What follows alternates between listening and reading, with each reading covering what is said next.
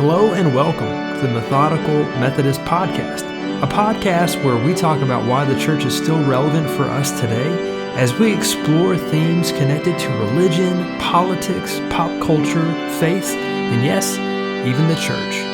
Together we can find out what it means to live into the mission of the church by making disciples. Now, let's get methodical.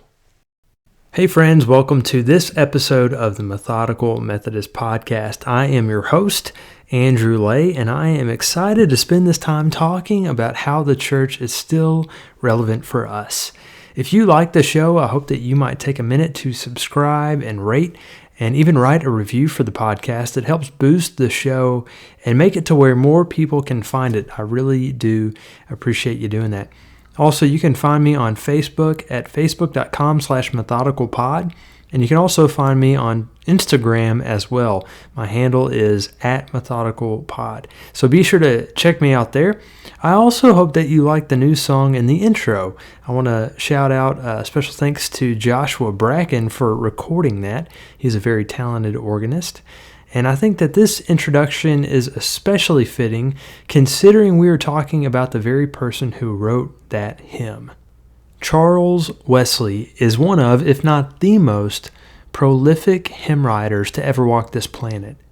Scholars believe that he wrote anywhere between 6,000 to 9,000 hymns, including "O 4,000 Tongues to Sing," the hymn that we just heard a bit of, "Hark the Herald Angels Sing," "Love Divine, All Loves Exhaling," and "Christ the Lord is Risen Today," as well as "And Can It Be," the tail end of the introduction that we just heard as well.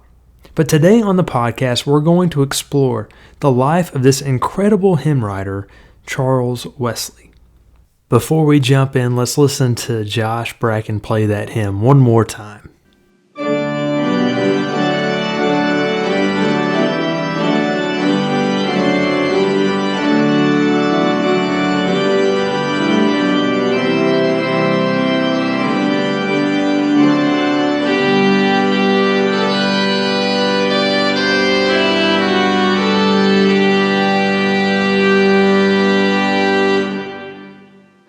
Charles is considered to be the co-founder of the Methodist movement along with his brother John Wesley.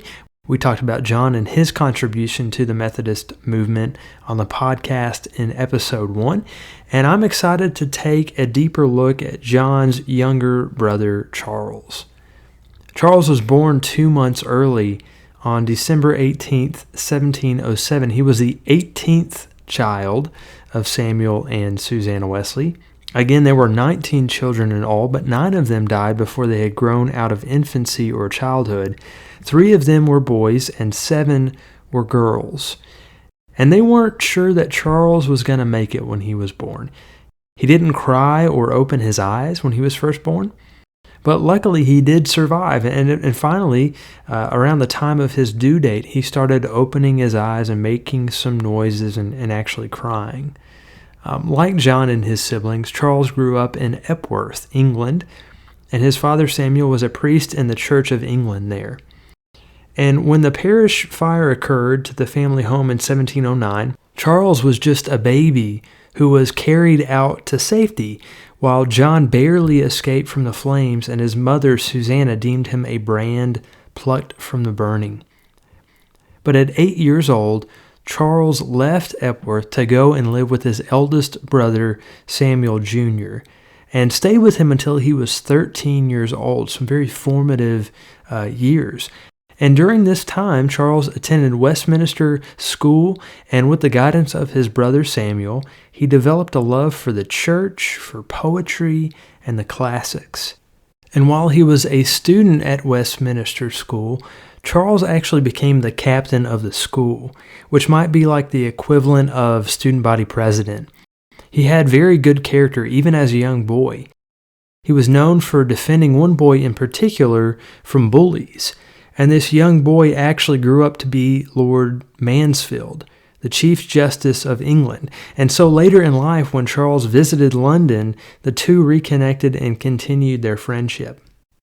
Charles eventually went on to attend Christ Church College in Oxford University, and while in college, Charles began to have difficulty in finding a way to take his faith seriously. On January 5th, 1729, Charles wrote his brother John explaining his state of mind, saying this, "My standing here is so very slippery. No wonder I long to shift my ground. Christ Church is certainly the worst place in the world to begin a reformation in. A man stands a very fair chance of being laughed out of his religion at his first setting out, in a place where 'tis scandalous to have any religion at all." So he paints a very bleak picture of his time in college.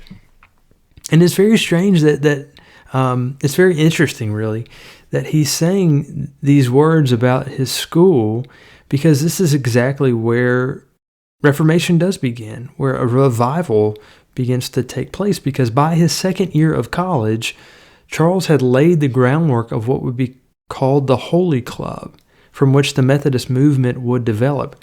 He began seriously and methodically studying Scripture and practicing spiritual disciplines.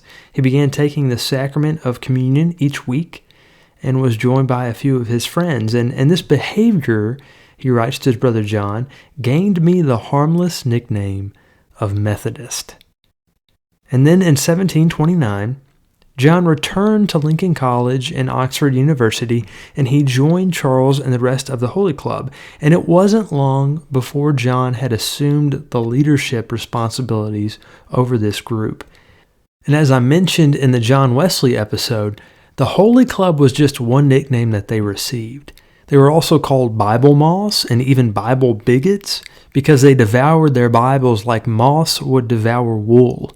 They were also called sacramentarians because they believed in taking communion as frequently as possible.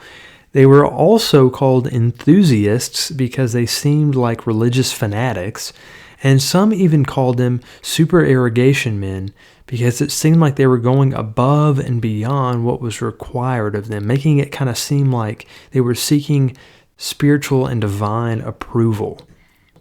But obviously the term Methodist is the one that stuck, the one that they ran with. And they were very methodical in what they did and how they did it. They would pray and fast and give alms to the poor. They would even visit people in prison. Some even criticized that this religious regimen actually led to one of their members, William Morgan, getting ill and passing away. He actually died. And despite this tragic event, the Wesleys continued meeting as Methodists in Oxford, and they recruited, believe it or not, more and more people to their club. And then after the death of their father, Samuel, John and Charles made this decision to become missionaries in Georgia. And at first, Charles did not want to go at all. He really did not want to go to Georgia as a missionary, but his older brother, John, slowly wore him down. In fact, Charles even writes about this, saying, "I took my master's degree and only thought of spending all my days at Oxford. But my brother, who always had the ascendant over me, persuaded me to accompany him and Mr. Oglethorpe to Georgia. I exceedingly dreaded entering into holy orders, but he overruled me here also, and I was ordained deacon." So on October 21st, 1735, John and Charles go on board the Simmons, and they embark on this journey to America. Charles would serve as James Oglethorpe's administrative secretary as well as an Anglican priest at Fort Frederica in St. Simon's Island. And meanwhile, his brother John would serve in Savannah. And on the voyage, Charles spent quite a bit of time actually writing sermons in order to build up his repertoire. John had served as a parish priest prior to this, so he had a backlog of sermons, but this was new for Charles, and so he enters this new land as a greenhorn. He's barely 28 years old, which coincidentally is actually how old I am. And he's writing all these sermons. He's actually using some of John's sermons as well. And while he's serving at Fort Frederica in St. Simon's Island, Charles has a very unfortunate encounter with some of his church members. And this just kind of escalated very, very quickly over time. It's kind of a bizarre and complicated story, so just kind of stick with me through this. But Charles was really put between a rock and a hard place. A maid goes to Charles and says that her mistress, Mrs. Hawkins, had struck her, that she had hit her.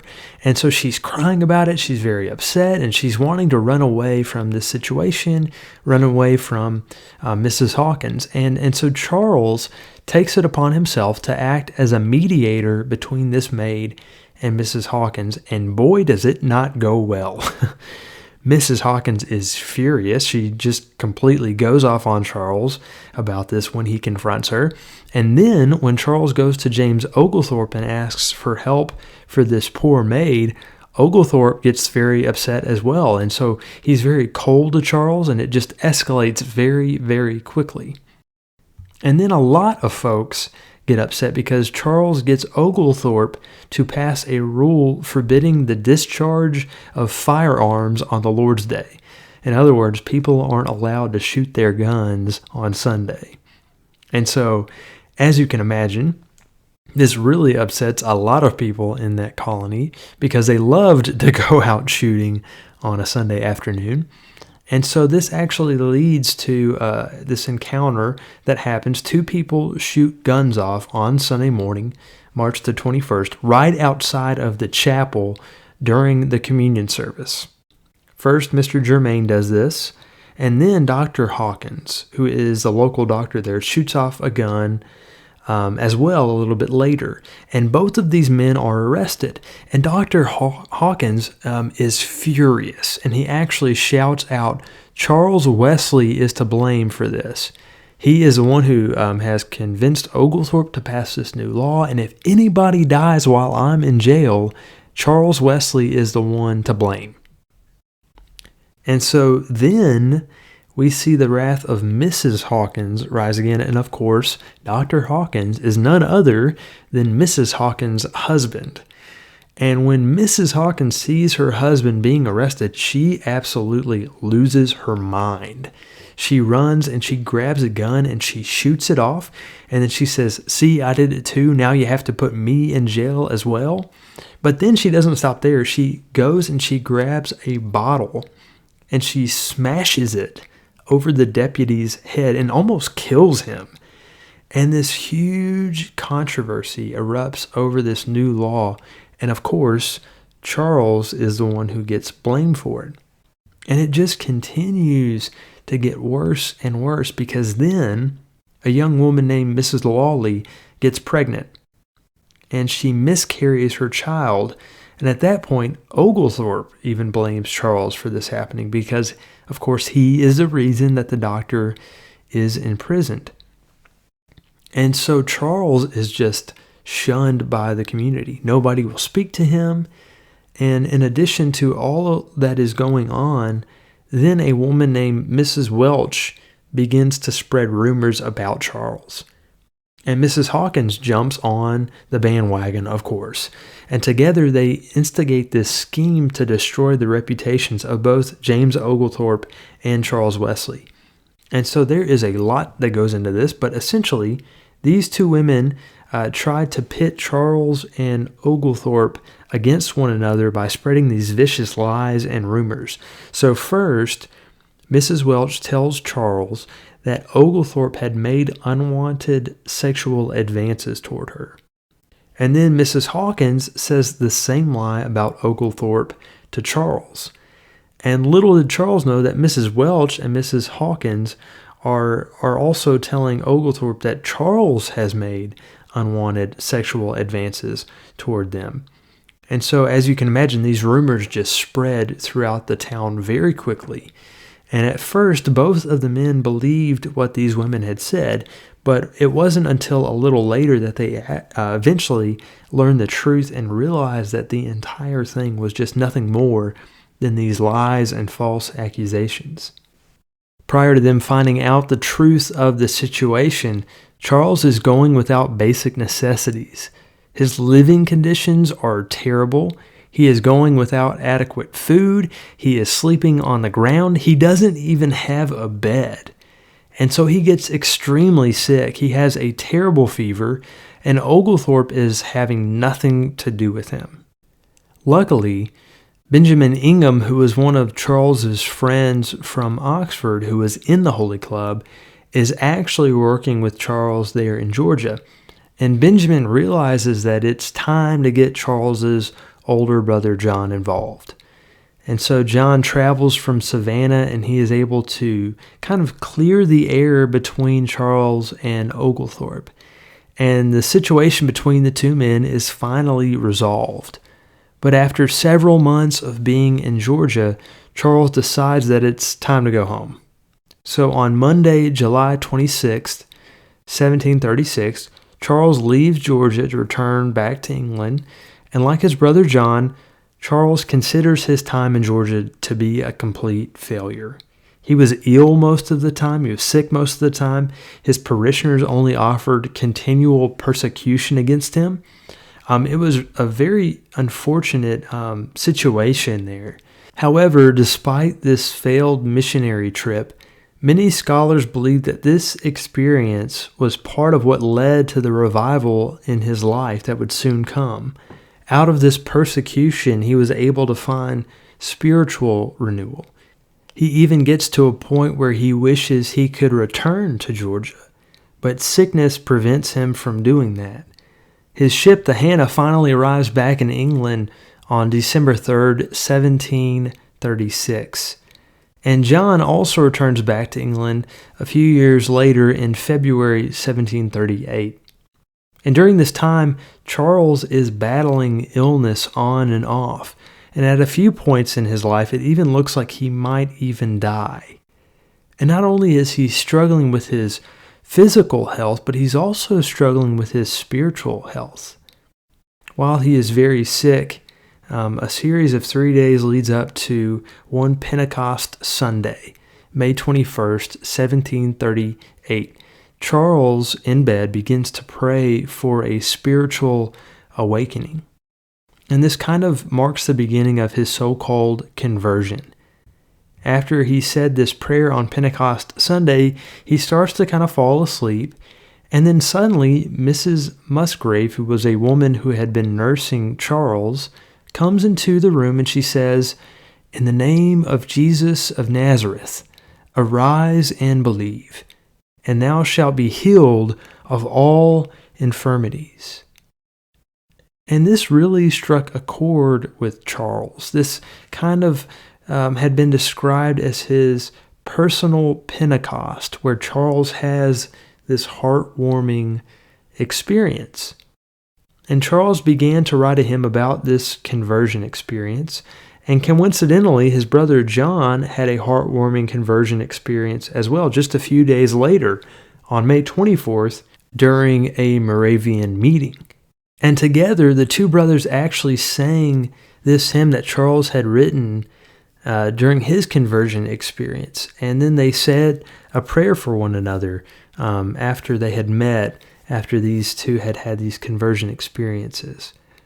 Unfortunately, Charles does not say which hymn it is that he wrote for this occasion, but many scholars believe that it was the hymn, "Where Shall My Wandering Soul Begin?" But another hymn that some folks believe it could be is the hymn, "And Can It Be?" And both of these hymns were written around the same time as Charles's conversion experience.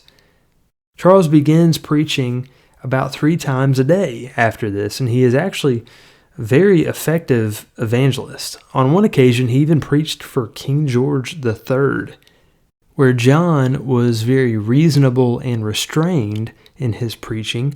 Charles was much more emotional when he preached. But both Wesley brothers started to attract negative attention from the Church of England.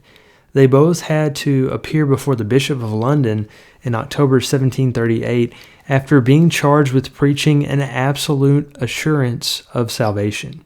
And ultimately, the bishop actually sided with the Wesley brothers after they explained that this really had to do with the way a person can become conscious of his or her own life and how God accepts and offers this idea of people being aware of their state of salvation, of knowing in your heart that you are indeed saved.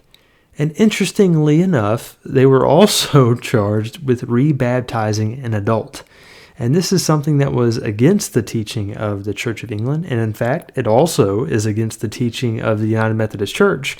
And so you can go back and check out episode 6 of the podcast, which is about baptism.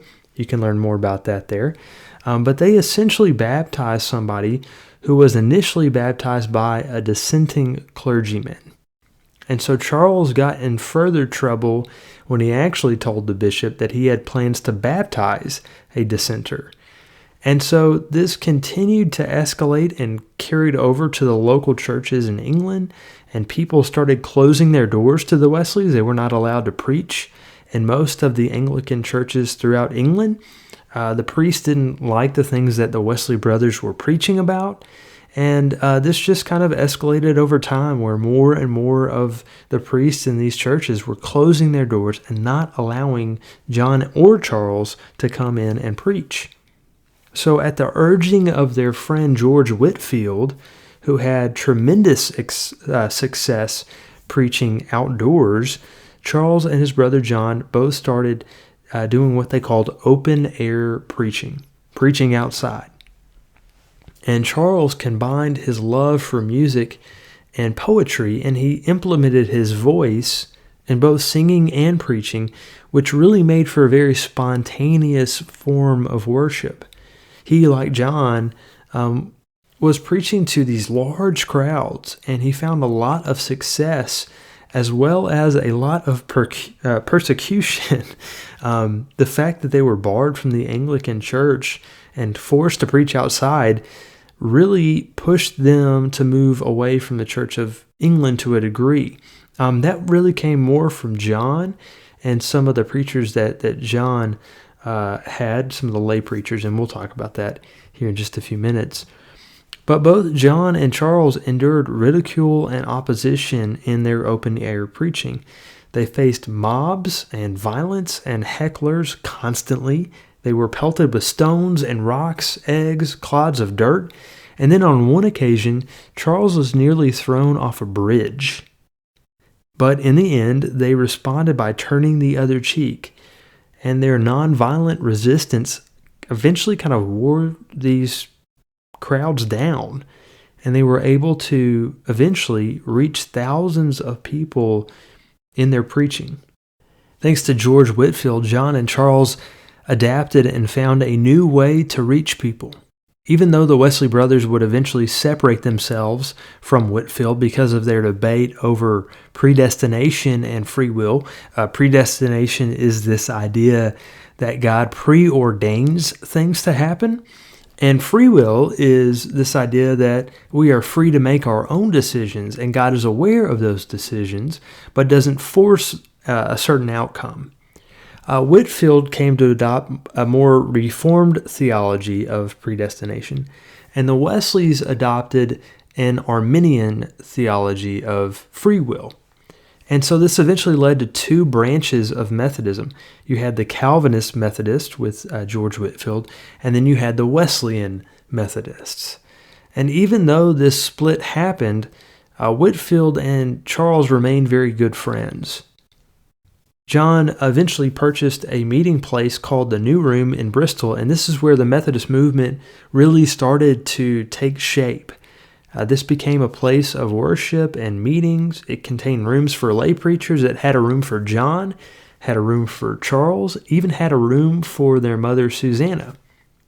But despite starting up this new movement, Charles really still considered himself to be an Anglican, a Church of England man. And he would never preach during Anglican worship.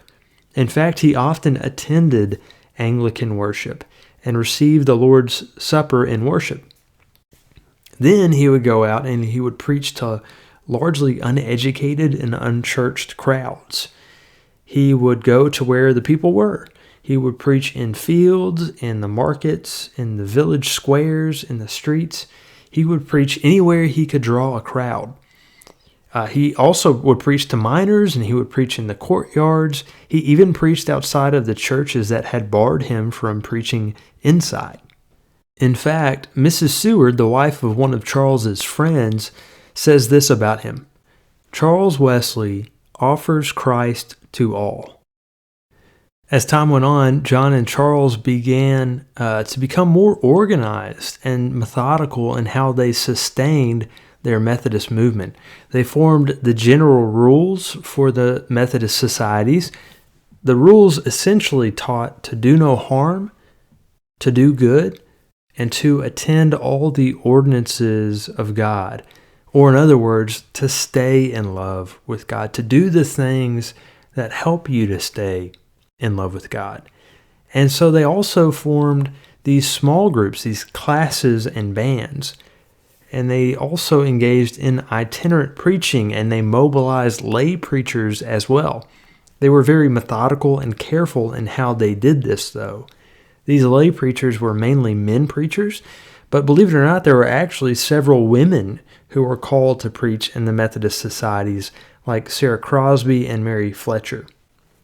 And perhaps John and Charles were more receptive to having female preachers because of the influence that they saw from their mother, Susanna, who was actually known for preaching a little bit herself.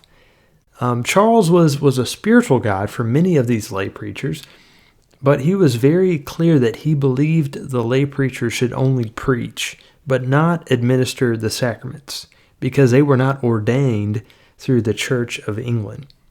Charles was very, very methodical in the way he oversaw these lay preachers.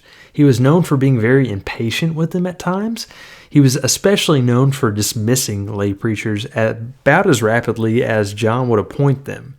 And so Charles was just very critical of these lay preachers. And John would often be the one that would come to their defense.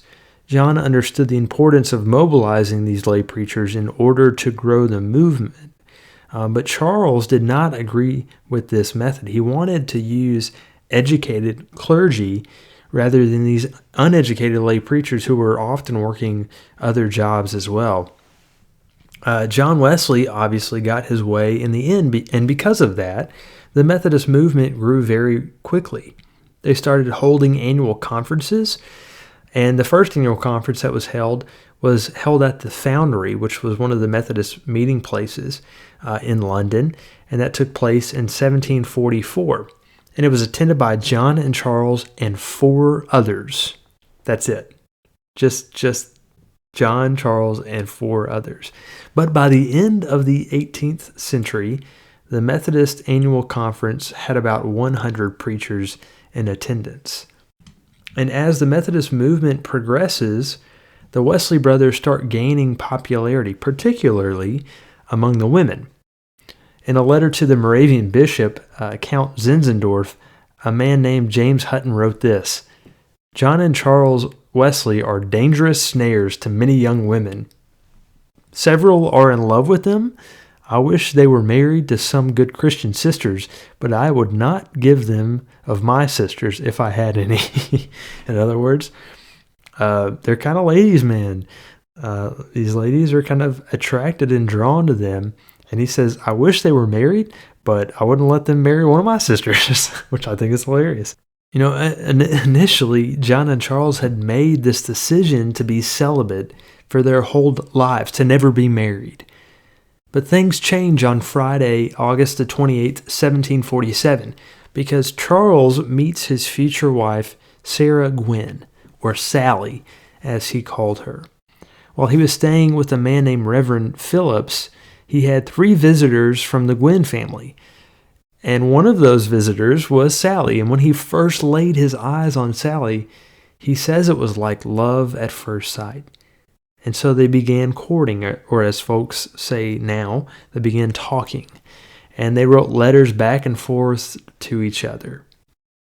On one occasion, after Charles had finished up a dangerous 6-month preaching trip in Ireland, he stopped by the Gwynn home in Garth, Wales, and his clothes were worn out. He had a toothache. He was sick from traveling in the rain.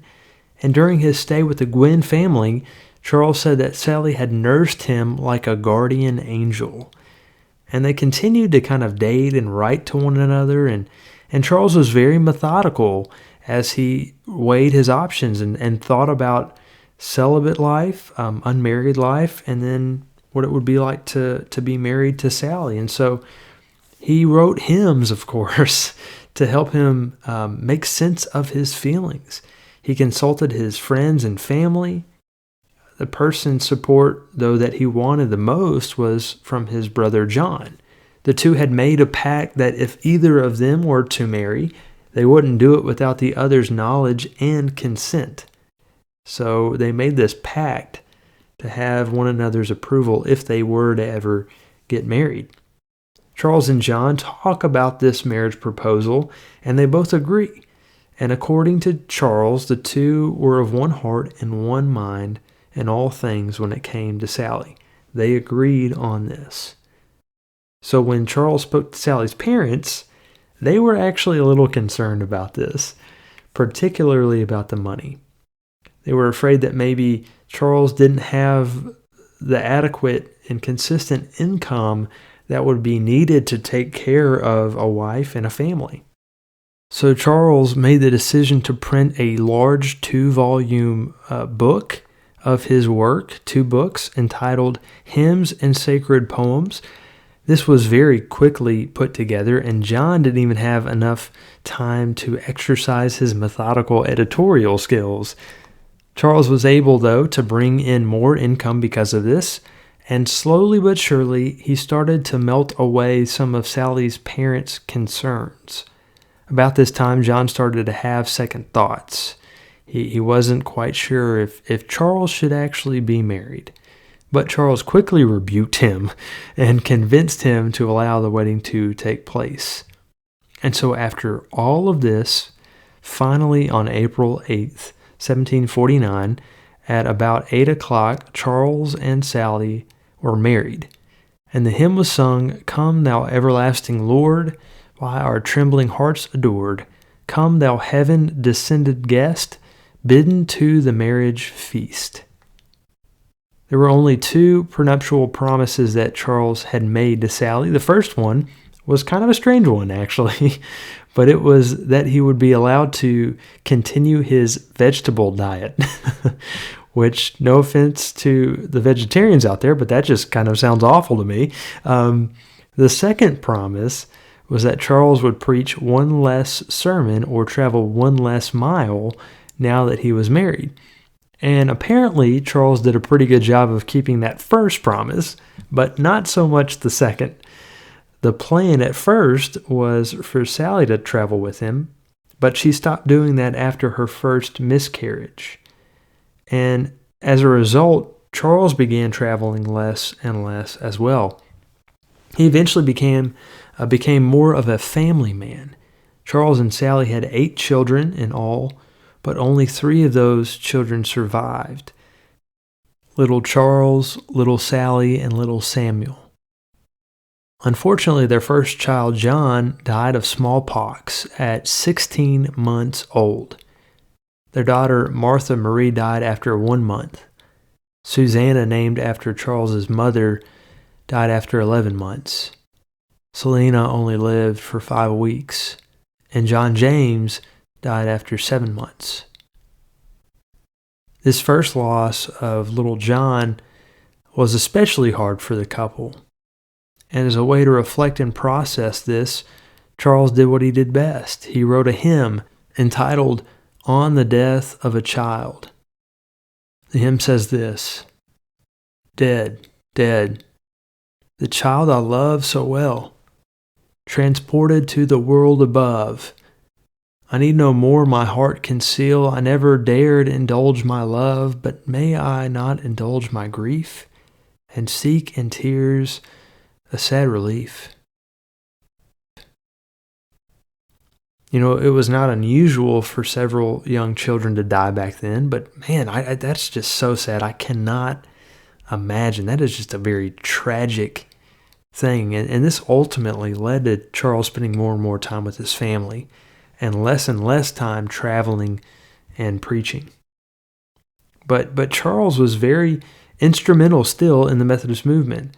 His brother John was seen as the head of the Methodist movement, while Charles was seen as the heart. And these two brothers had very strong friendship, but they were also very different. Charles is described more like his father Samuel. He was impetuous, short-tempered, and had emotional outbursts. He experienced times of joy and times of complete depression. And John is described more like his mother Susanna. He was more measured and rational. Oftentimes, Charles would go along with John's leading just because he wanted to avoid a fight. John seems like the kind of guy who would not let things go until you agreed with him. He was just very persistent, whereas Charles often went along with his brother for the sake of peace and quiet and avoiding an argument. Personally, I have this theory that Charles was a 9 on the Enneagram, which means that he was a peacemaker, and John was more of a 1 on the Enneagram, which means that he was a perfectionist.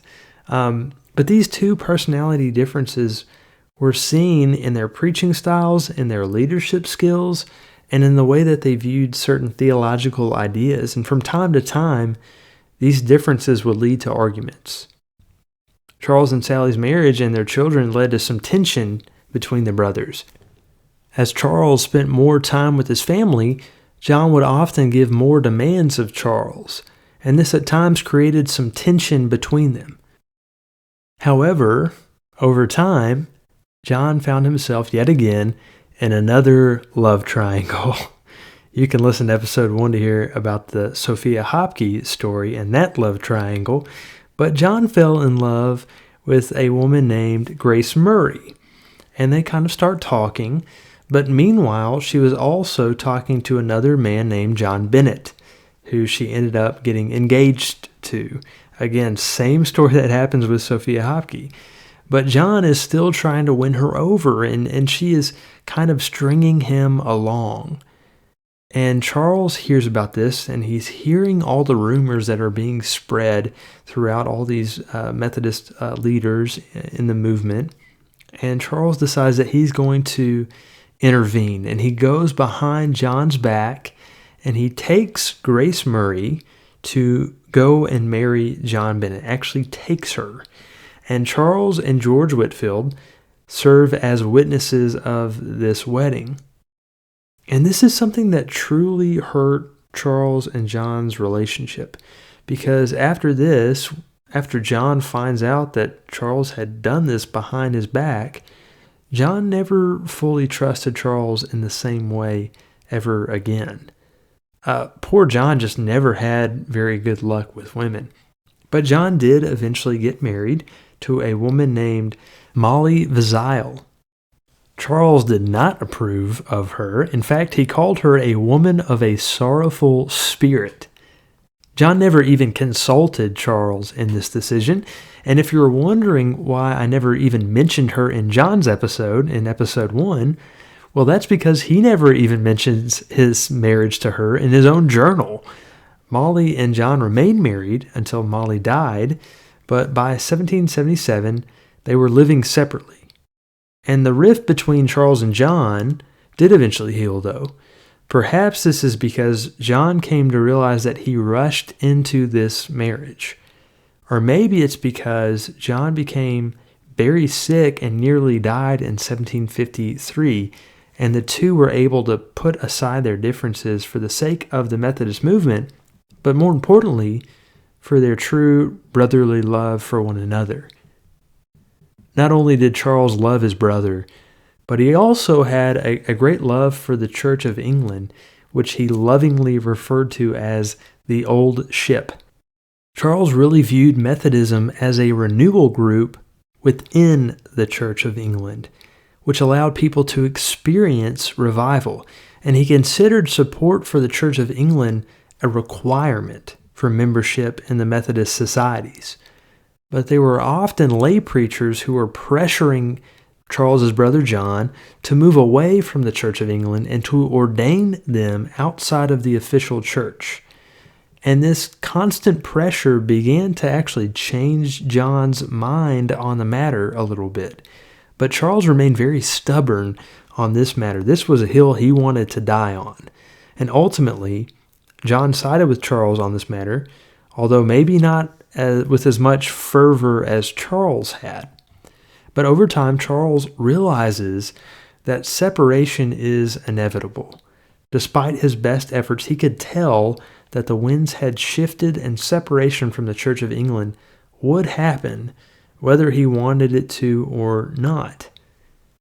Toward the end of his life, Charles moved his family to London, where Charles took over the chief functions of the Methodist chapels at West Street and the Foundry. He continued to preach, but also tried to find a balance as a family man.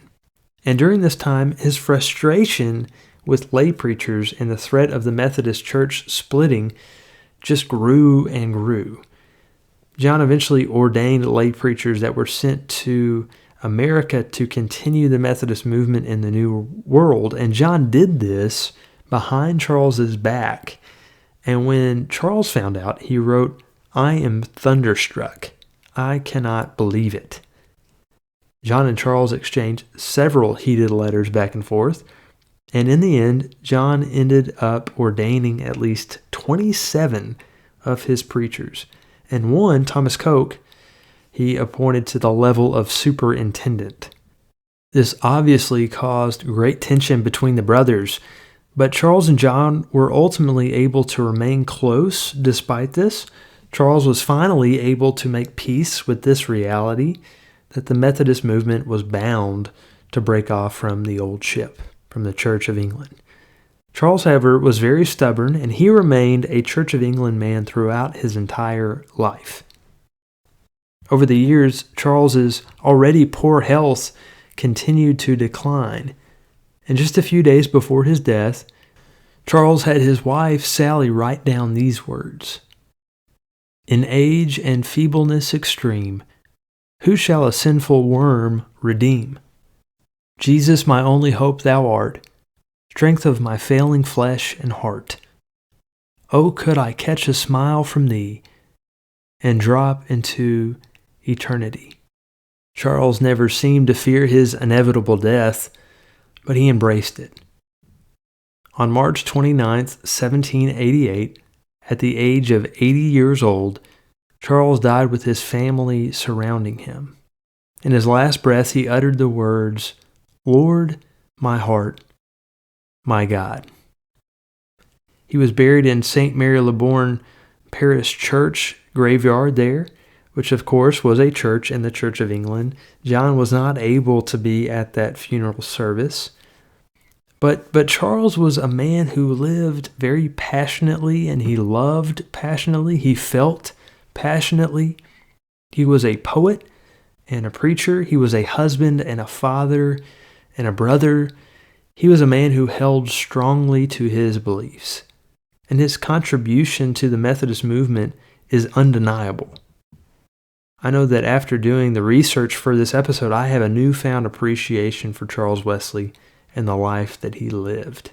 So I hope that you were able to gain some insight about who Charles Wesley was, the contribution that he had for the Methodist movement, for the things that he cared about, for the ways that he lived his life and reached out to others, the words that he wrote in hymns, the ways that he expressed his feelings and his theology and his words. And so I want to end the podcast in the way that we began it, with that song playing in the background, "Oh, for 1,000 tongues to sing," with "And Can It Be" there at the tail end. And I don't know, that may be a new introduction and outro for us each week. But I hope that you enjoyed this podcast today as we explored the life of Charles Wesley. Thank you for listening to this episode of the Methodical Methodist Podcast. If you have enjoyed this show, I hope you might consider heading on over to iTunes to subscribe, rate, and leave a review of the show. It is very much appreciated. And until next time, stay methodical.